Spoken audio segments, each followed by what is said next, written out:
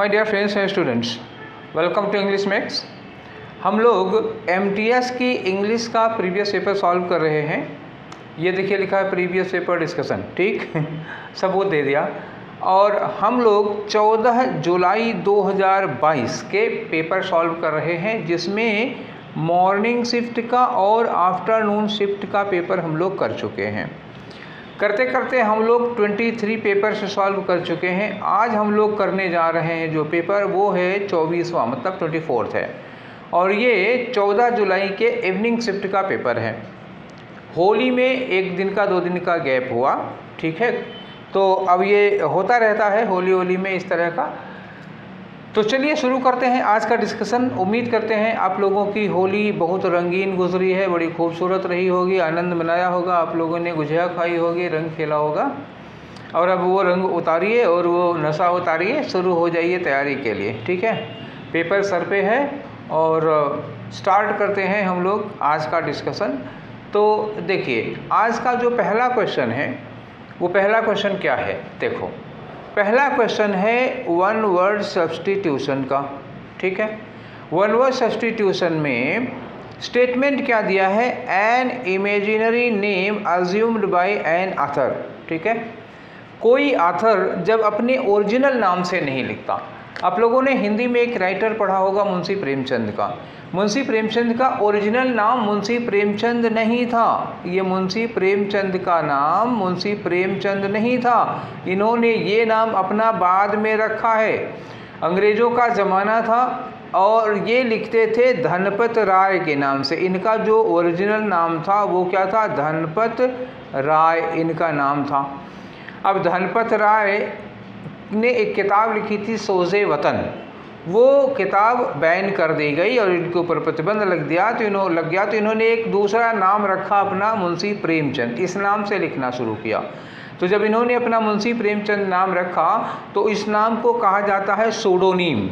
अब ये सूडोनीम कहाँ से आया है, चलो ये बताते हैं आप लोगों को, ठीक है। देखो दो वर्ड होता है, एक वर्ड होता है सूडो, PSUDO। सूडो का मतलब होता है छद्म। अब आप कहेंगे इतनी शुद्ध हिंदी, छद्म, या आप इसको कह सकते हो नकली या जाली, ठीक है ना, ये नकली या जाली है। और नीम यूज किया जाता है किसके लिए, नाम के लिए। जैसे साइनोनीम सिमिलर नेम हो गया, एंटोनीम अपोजिट नेम हो गया, पैरोनीम होमोनीम सिमिलर नाम वाले हो जाते हैं। ऐसे एक सूडोनीम होता है, जहां आप नीम लगाओगे ये हो जाएगा नाम, क्लियर, ठीक है। एनोनीमस ऐसे हो जाता है जो बिना नाम का होता है, एनोनीमस, ठीक है।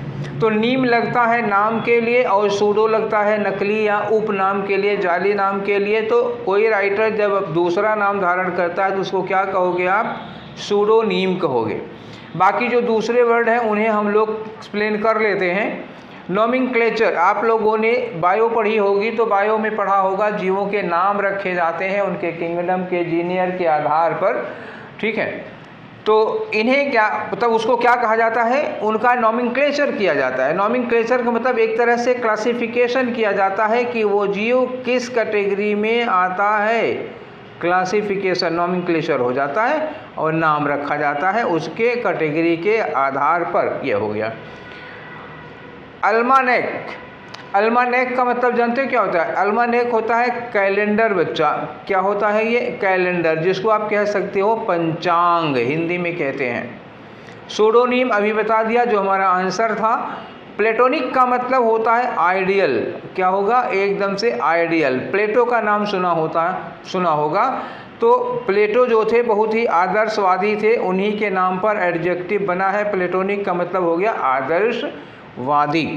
अब आई थिंक आपको बात पूरी समझ में आ गई होगी, ठीक है। तो बढ़ते हैं हम लोग नेक्स्ट क्वेश्चन की ओर, और हमारा अगला क्वेश्चन है किसका, एंटोनीम का क्वेश्चन है। चलो बता दो अब एंटोनीम। एंटोनीम क्या है, किसका बताना है, हीडस का बताना है। हिडियस, इसको एक्चुअली हीडियस पढ़ते हैं। हीडियस का मतलब क्या होता है, बहुत ही लोथसम, या बहुत ही कह सकते हो घिनौना कह सकते हो, बहुत ही ऑब्नॉक्सियस हो सकता है, डिस्पाइटफुल हो सकता है, हेटफुल हो सकता है। क्या कहें अब आपको, इसका मतलब निगेटिव सेंस में जा रहा है, और ये भयंकर के सेंस में, भयंकर, घिनौना, हेटफुल इस सेंस में आ रहा है, ठीक है।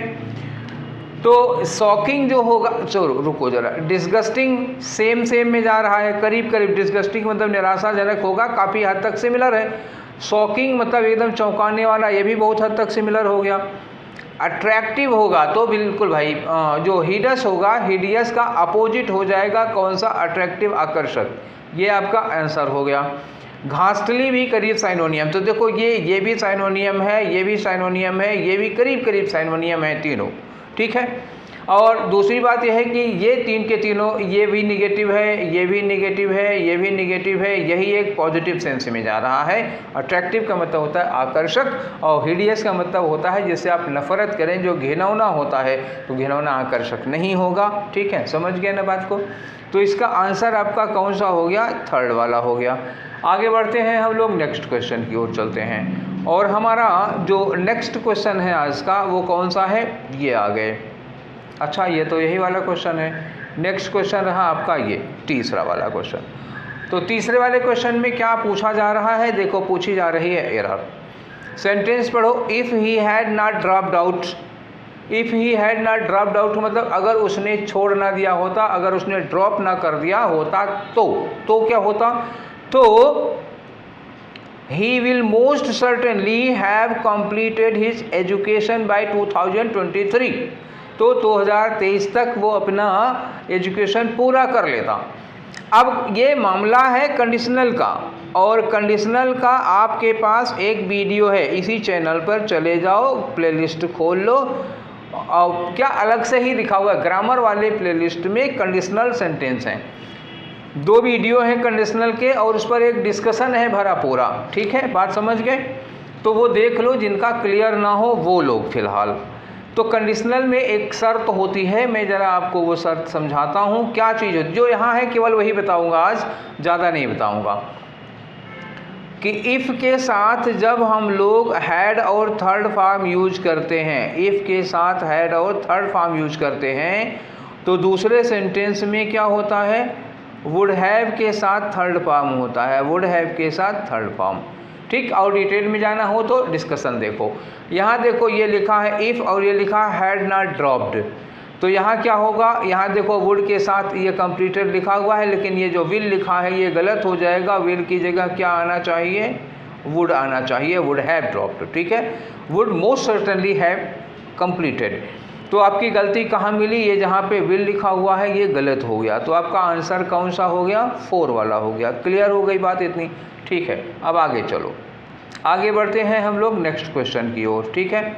तो हमारा जो नेक्स्ट क्वेश्चन है वो कौन सा होगा, ये होगा हमारा चौथा क्वेश्चन। चौथे क्वेश्चन में क्या पूछ रहे हैं, देखो यहाँ पूछ रहे हैं ये इडियम। इडियम किस पर पूछ रहे हैं, इन the heat of the moment. In the heat of the moment का मतलब हुआ कि जब आपका मूड गर्म था उस समय आपने कोई काम किया। अब मूड गर्म कब होगा बच्चा लोगों, आप एकदम से गुस्से में हो, एकदम लाल पीले हुए हो, आपका दिमाग कंट्रोल में नहीं है, मतलब एकदम लाल हो गए हो गुस्से के मारे। ऐसे में जब गुस्से में आप कोई काम करते हो, बिना सोचे समझे कोई काम करते हो, तो कहा जाता है act done in the heat of the moment. पढ़ो, आंसर पढ़ो।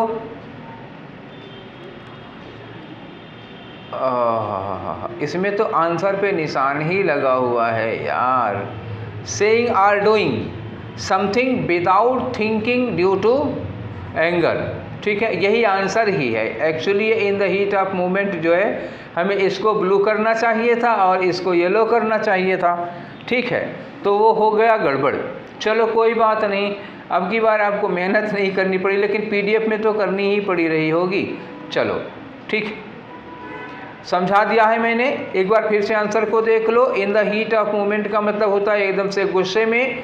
लिखा है सेइंग आर डूइंग समथिंग, कोई काम करना या कुछ कहना, विदाउट थिंकिंग, बिना सोचे समझे। क्यों ऐसा हो रहा है, ड्यू टू एंगर, गुस्से के नाते। यही रहा आपका आंसर। नेक्स्ट की ओर बढ़ो, ठीक है। अब हम लोग बढ़ते हैं कहाँ, नेक्स्ट की ओर, और ये रहा हमारा क्वेश्चन नंबर 5। क्वेश्चन नंबर 5 में पूछा है कि select the sentence in which all words are correctly spelled, जिसमें सारे वर्ड करेक्ट लिखे हों वो वाला आप सेंटेंस ढूंढिए। तो पहले देखते हैं हम लोग कि विद हिम, यहाँ लिखा with him he had one of his chief, chief गलत लिखा हुआ है और काउंसलर्स गलत है। काउंसलर में स्पेलिंग क्या होती है, CEL होती है, काउंसलर में CEL और उसके बाद ORS होगा, आगे काउंट लिख लेना COUN, ठीक है, ये तो आपको पता ही है, ये हो जाएगा काउंसलर। अब ये तो गलत हो गया, इनका तो हमारा आंसर, इनका ऑप्शन बनने का कोई चांस ही नहीं है। आगे आ जाओ, work is due to commence, commence की स्पेलिंग गलत है क्योंकि इसमें होता है COMMENCE, ये कमेंस होगा, ठीक है, ये भी गलत हो गया। अब देख लो आगे लिखा है melt the white and dark chocolate, chocolate की स्पेलिंग सही है। इन सेपरेट बाउल्स, सेपरेट भी ठीक है, बाउल्स ठीक भी है, मतलब यही वाला है जिसमें सारे वर्ड सही हैं। अब चौथा भी देख ही लेते हैं, तो चौथा why did it, because, because की स्पेलिंग में क्या होता है भैया, C के बाद A पहले होगा, फिर U होगा, तब SE होगा, कॉज ये होता है, इसके पहले B लगा दो, बिकॉज हो गया, ठीक है, तो ये वाला भी गलत हो गया। और ये एनकरेज भी गलत दिख रहा है मुझे, स्पेलिंग क्या होगी, ENCOURAGE होता है, ठीक है, तो गलत ये भी हो गया, ठीक है। तो अब आगे बढ़ते हैं हम लोग, पांचवा क्वेश्चन भी हम लोग सॉल्व कर चुके हैं, आगे बढ़ते हैं हम लोग छठे क्वेश्चन की ओर, और ये रहा हमारा क्वेश्चन नंबर 6।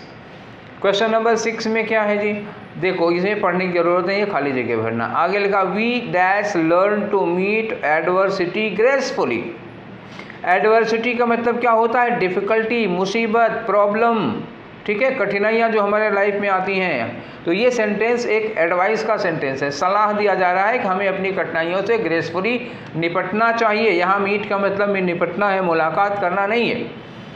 तो अब अगर हम इसके वर्ब की फॉर्म पर केवल सेंटर्ड रहते हैं तभी इस सेंटेंस को करेक्ट कर सकते हैं, क्योंकि अब मूड पे जाओगे तो ये सेंटेंस किस तरह का है, सेंटेंस है सजेस्टिव, यानी कि इसमें एडवाइस दी गई है।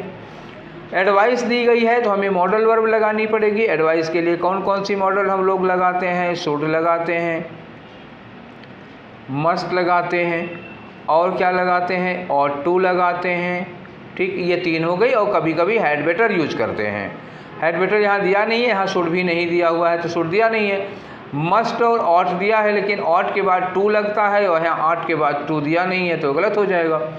अच्छा, यहाँ हैव और हैड की कोई ज़रूरत नहीं क्योंकि सलाह है तो हम एक ऑप्शन बचा हमारे पास, क्या, मस्ट बचा। ये तो हो गई सेंस पर बेस्ड। अब आपको एक तरीका और बताते हैं, लगे हाथ इसी समय वो भी तरीका देख लो। बाय द वे, अगर आपको ऑट में और मस्ट में कन्फ्यूजन हो रहा हो, हालांकि होना नहीं चाहिए क्योंकि ऑट के बाद टू ज़रूर लगता है और यहाँ दिया नहीं है, ठीक। अब हैव के बाद क्या लगनी चाहिए थी, वर्ब की थर्ड फॉर्म लगनी चाहिए थी। हैड के बाद क्या लगनी चाहिए थी, वर्ब की थर्ड फॉर्म लगनी चाहिए थी।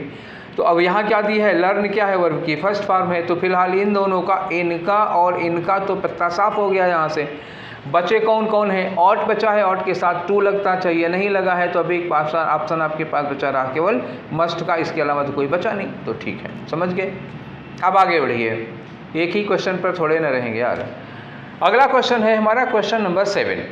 क्वेश्चन नंबर 7 में क्या कह रहे हैं, इन्होंने कहा कि मोस्ट अप्रोप्रिएट मीनिंग बताओ अंडरलाइंड वर्ड की।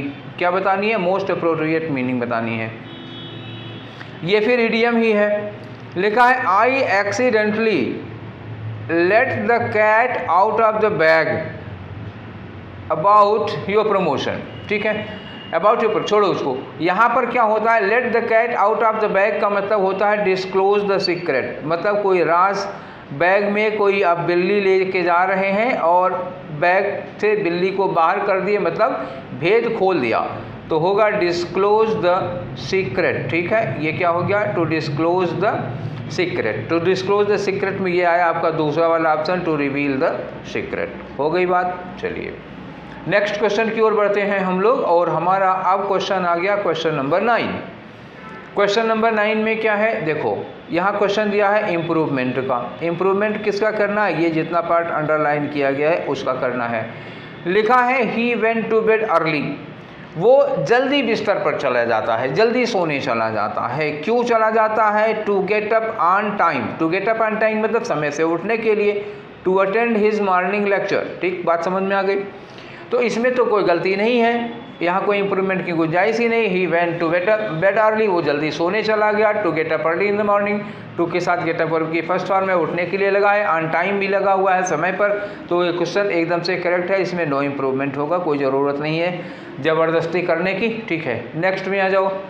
हमारा नेक्स्ट वाला क्वेश्चन है, ये देखो क्वेश्चन नंबर है 9 और इसमें भी वही अंडरलाइन पार्ट दिया हुआ है जिसको आपको इम्प्रूवमेंट करना है। देखते हैं इम्प्रूवमेंट की ज़रूरत है कि नहीं। आगे लिखा है कि ही साउंडेड लाइक, मतलब वो ऐसे लग रहा था जैसे कि ही वर टू गोइंग क्राई। अरे यार, ही के साथ पहली बात की वर नहीं लगेगा, वाज लगेगा, एक बात हो गई।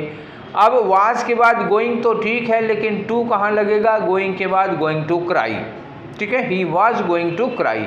तो ऑप्शन कौन सा होगा आपका? ये चौथा वाला होगा, he was going to cry. He के साथ वर लगेगा ही नहीं, क्लियर। और यहाँ गोइंग के बाद टू लगा है, यहाँ तो ठीक ही है, लेकिन भी गोइंग सीधे कैसे लगाओगे बिना वाज वर के? ठीक, तो ये चौथा वाला ही होगा। आगे बढ़ते हैं हम लोग अगले क्वेश्चन पे, और हमारा अगला क्वेश्चन है क्वेश्चन नंबर 10। ठीक, क्वेश्चन नंबर 10 में क्या कहा गया है? फिर से देखो, ये एरर पूछ रहे हैं, तो चलो सेंटेंस को पढ़ो। लिखा है कि educators must roll up their sleeves. यहाँ भी एक मुहावरा है, रोल अप देयर स्लीव्स का मतलब गेट रेडी, प्रिपेयर हो जाना, तैयार हो जाना। मतलब स्लीव्स चढ़ाने का मतलब क्या हुआ? ये देखो ना, ये बाएं जैसे नहीं मोड़ के चढ़ा लेते हैं सब लोग, मोड़ के चढ़ा लेते हैं, मतलब क्या हो? लड़ने के लिए तैयार, आ जाओ, निपट लो जिसको निपटना हो। ठीक है, इस वाली फीलिंग में अगर आ रहे हो तो educators must roll up their sleeves and do a more best job of teaching critical thinkings। Critical thinking को पढ़ाने के लिए आपको मोर बेस्ट जॉब करनी है। भैया बेस्ट क्या है? सुपरलेटिव डिग्री है। ठीक, इसके पहले आप मोर नहीं लगा सकते हो, ठीक है ना। तो आपको क्या करना होगा? आपको करना होगा एक बेटर जॉब करने के लिए। अब यहाँ पे मोर बेस्ट तो गलत हो गया, सही करोगे तो क्या होगा? To do a better job. यहाँ पे मोर बेस्ट ना लगा करके क्या करना चाहिए था? बेटर लगा देना चाहिए था। जैसा पढ़ा रहे हैं उसे और अच्छा पढ़ाना है आपको, तो बेटर जॉब करनी पड़ेगी। तो गलती कहाँ हो गई? ये मोर बेस्ट में गलती हो गई। थर्ड वाला ऑप्शन आपका आंसर हो जाएगा। ठीक है, आगे बढ़ते हैं हम क्वेश्चन किस पे? क्वेश्चन नंबर 11 पर। इसमें पूछा है कि करेक्टली स्पेल्ड वर्ड बताओ, वो वर्ड जिसकी स्पेलिंग एकदम से सही है। तो रूडिमेंट्री लिखा हुआ है। रूडिमेंट्री में क्या होता है? TARY होता है लास्ट में। ठीक, बाकी सब कुछ ठीक है, यही TRY इसका गलत था। अब आ जाओ कंसियस। कंसियस में क्या होता है? भैया देखो, कान पकड़ो, पहले ये कान पकड़ लिया, अब इसमें साइंस लगाओ, SCI हो गया। ठीक है, SCI के बाद OUS लगाओगे, कंसियस हो जाएगा। ठीक है, ये लिखा है कोलेस। ठीक है, और रिलायंट दिया हुआ है, तो रिलायंट की स्पेलिंग तो एकदम से सही दी हुई है। कोलेस की स्पेलिंग क्या है? वो गलत है। क्यों गलत है? कोलेस की स्पेलिंग COAL तक तो ठीक है, उसके बाद जो L के बाद ECE लिखा है वहाँ पे क्या होगा? LESCE, और इसका मतलब क्या होता है? सम्मिलित, कंबाइंड। कोलेस का मतलब क्या हो जाएगा? कंबाइंड हो जाएगा। ठीक है, और कोलेस में ये COA जो पहले लगा है वो लगा लेना, मैं लगा दे रहा हूँ COA, अब हो गया पूरा। ठीक है, और रिलायंट की स्पेलिंग एकदम से करेक्ट है, और रिलायंट बना है किससे? रिलाई से। रिलाई का मतलब होता है डिपेंड करना, ठीक है, बिलीव करना, उस पर भरोसा करना, और इसी से रिलाई से बना है रिलायंट। जब एडजेक्टिव बनाओगे तो INT हो जाएगा। क्लियर हो गई बात? ठीक है, चलिए आगे बढ़ते हैं हम लोग क्वेश्चन नंबर 12 पर। और क्वेश्चन नंबर 12 ये रहा आपकी स्क्रीन पर। इसमें हमें क्या करना है? देखो, एक पोर्शन अंडरलाइन किया हुआ है, किया है ये। ठीक है, और इसी को कह रहे हैं कि इम्प्रूव करो अगर गुंजाइश है तो चलो देखते हैं क्या इम्प्रूवमेंट की कोई गुंजाइश बच रही है। पढ़ के देखते हैं। लिखा है कि grammar is just a natural function of children's brains. Grammar जो है बच्चों के दिमाग का एक नेचुरल फंक्शन है, and they apply it to whatever they find, और ये वो अप्लाई करते हैं इस फंक्शन को, जो कुछ पाते हैं सब जगह अप्लाई करते हैं। तो इस सेंटेंस में कोई गलती नहीं है। Grammar is the just a natural function, यहाँ कोई गलती नहीं है। अब चिल्ड्रंस ब्रेन, यहाँ कोई गलती नहीं है। एंड एंड के बाद दे किसके लिए लगा, चिल्ड्रन के लिए लगा, ये चिल्ड्रन के लिए लगा है, दे तो दे ठीक है, अप्लाई प्रेजेंट इंडेफिनिट में है, ये भी ठीक है, इट किसके लिए लगा है, उस नेचुरल फंक्शन के लिए लगा है, टू अप्लाई के बाद टू यूज ही किया जाता है, व्हाट एवर दे फाइंड, ये भी ठीक है। तो इसमें इम्प्रूवमेंट की कोई गुंजाइश नहीं है, सेंटेंस एकदम से ठीक है, इन सब की कोई ज़रूरत नहीं है। क्लियर हो गया? तो आपका आंसर कौन सा होगा, फर्स्ट वाला हो जाएगा। अब आगे बढ़ते हैं हम लोग क्वेश्चन नंबर 14 पे, ठीक है, 13 पे, सॉरी 13 पे आ गया। तो यहाँ भी क्या है, फिलर का है। फिलर क्या है देखो, कैन यू प्लीज़, आप बताओ भैया, कैन यू प्लीज़ रिक्वेस्ट तो कर रहे हैं, क्वेश्चन भी पूछ रहे हैं। आगे क्या है कि this sauce over the pasta, कोई आदमी पास्ता खा रहा था, उसने कहा कि क्या यह सॉस हमारे पास्ता पर डालेंगे आप, तो पास्ता पर चटनी मिलानी है यार, चटनी मिलाओगे कैसे मिलाओगे, ये वाला पोर करोगे चटनी में, बल तो गड़बड़ हो जाएगा। चलो मैं इसको क्लियर करके आप लोगों को दिखाता हूँ, सारी मीनिंग लिखता चलूँगा। तो पहले लिखा ये पोर, तो अब याद रखिएगा पास्ता पे चटनी डालनी है, चटनी, ये वाले पोर का मतलब क्या होता है, जो रोम होते हैं, रोएं आपके शरीर में जहाँ बाल होते हैं वहाँ एक छिद्र होता है, जिसको रोम छिद्र वगैरह कहते हैं, पोर, छोटे छोटे बहुत महीन महीन बारीक बारीक छेद होते हैं। पावर, तो चटनी को, सॉस को पास्ता पे पावर थोड़े किया जाएगा यार, ये भी गलत हो जाएगा। ये वाला पोर है, ये वाला पोर का मतलब होता है उड़ेलना, लेकिन यहाँ उड़ेलने से कोई संबंध है नहीं।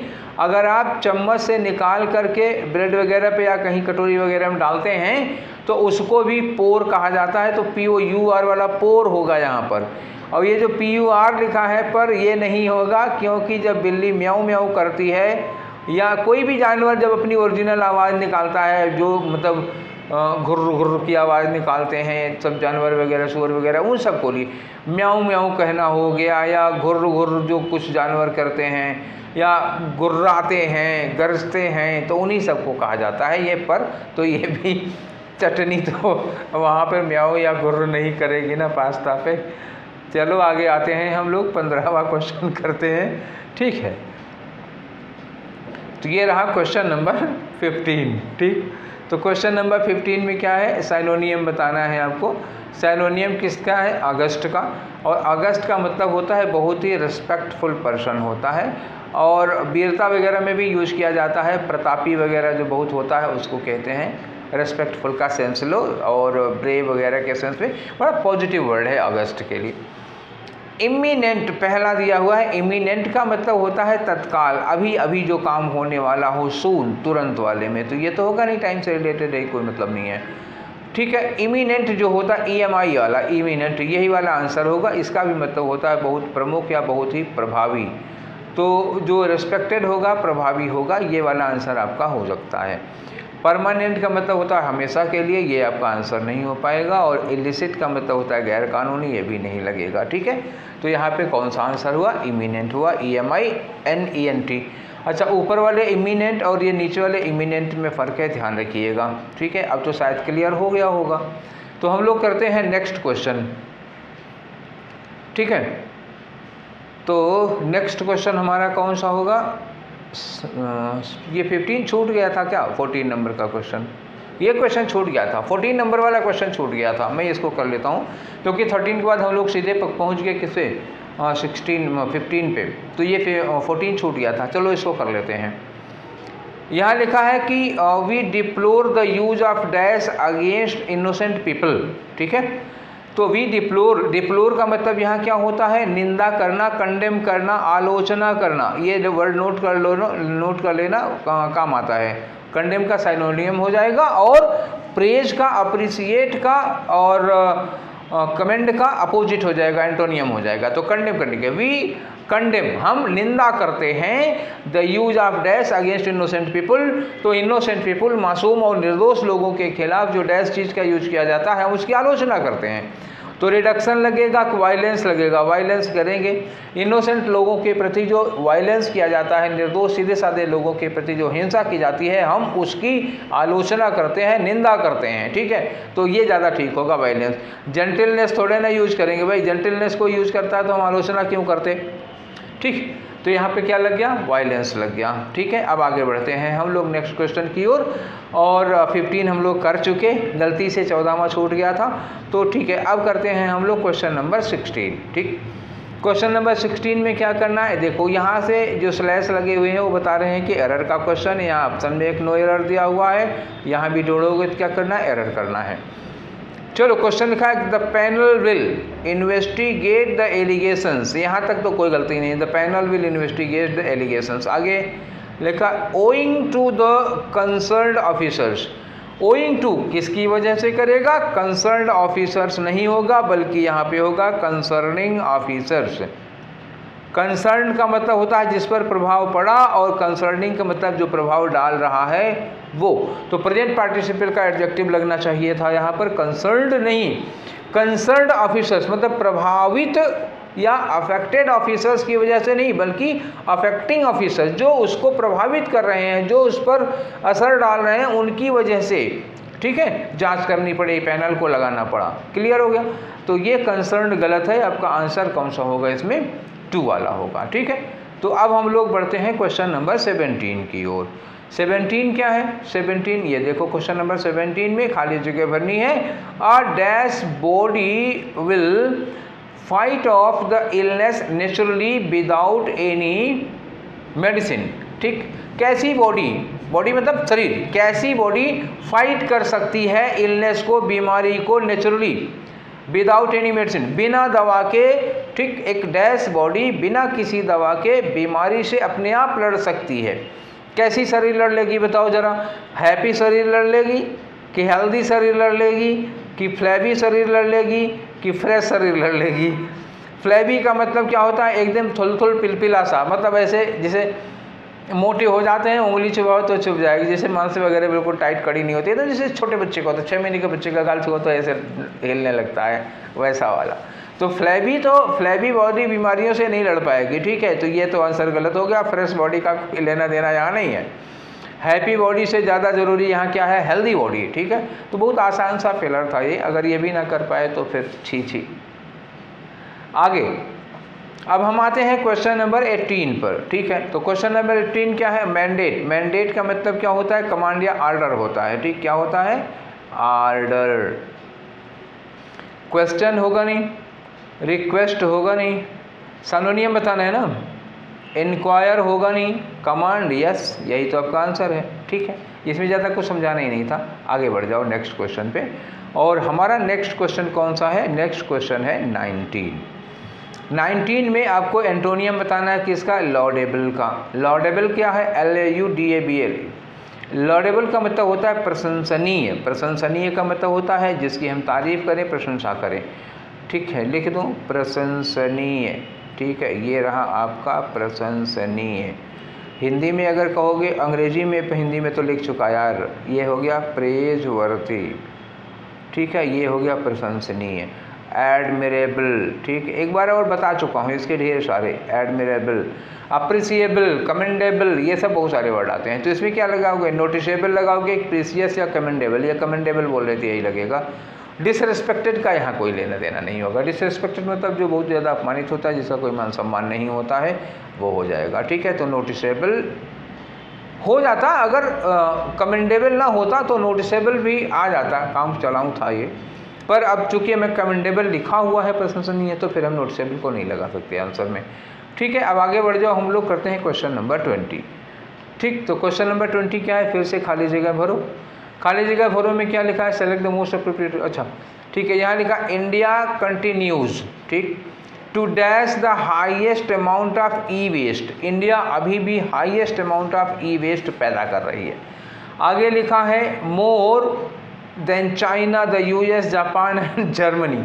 हम लोग ई वेस्ट बहुत ज़्यादा पैदा कर रहे हैं, तो पैदा करने के लिए क्या लगाएंगे, जेनरेट यूज करेंगे। ठीक है, रीमेक थोड़े न कर रहे हैं ई वेस्ट का। स्टेक का मतलब होता है दांव पर लगाना, रिस्क लेना, जो पैसा वगैरह स्टॉक मार्केट वगैरह में दांव पर लगाते हैं, उन लोगों के लिए होता है। सट्टा वगैरह, जुआ वगैरह के लिए लगता है स्टेक। ठीक है, और सेलेक्ट लगेगा नहीं यहाँ पर। हम क्या कर रहे हैं, बहुत ज़्यादा ई वेस्ट जेनरेट कर रहे हैं दुनिया के और तमाम देशों से।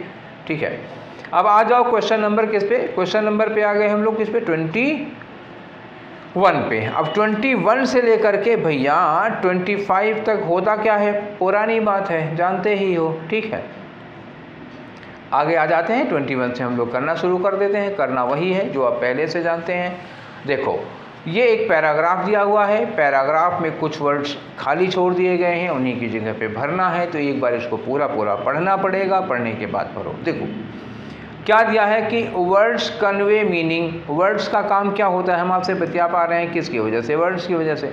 Words convey meaning because they are used in human activities in different forms. Words meaning convey करते हैं क्योंकि वो ह्यूमन एक्टिविटीज़ में डिफरेंट फॉर्म में यूज किए जाते हैं। आगे लिखा है डिफरेंट वर्ड्स में dash they are same thing in different languages and this is what is referred to as family, ठीक है, रिजेम्बलेंस।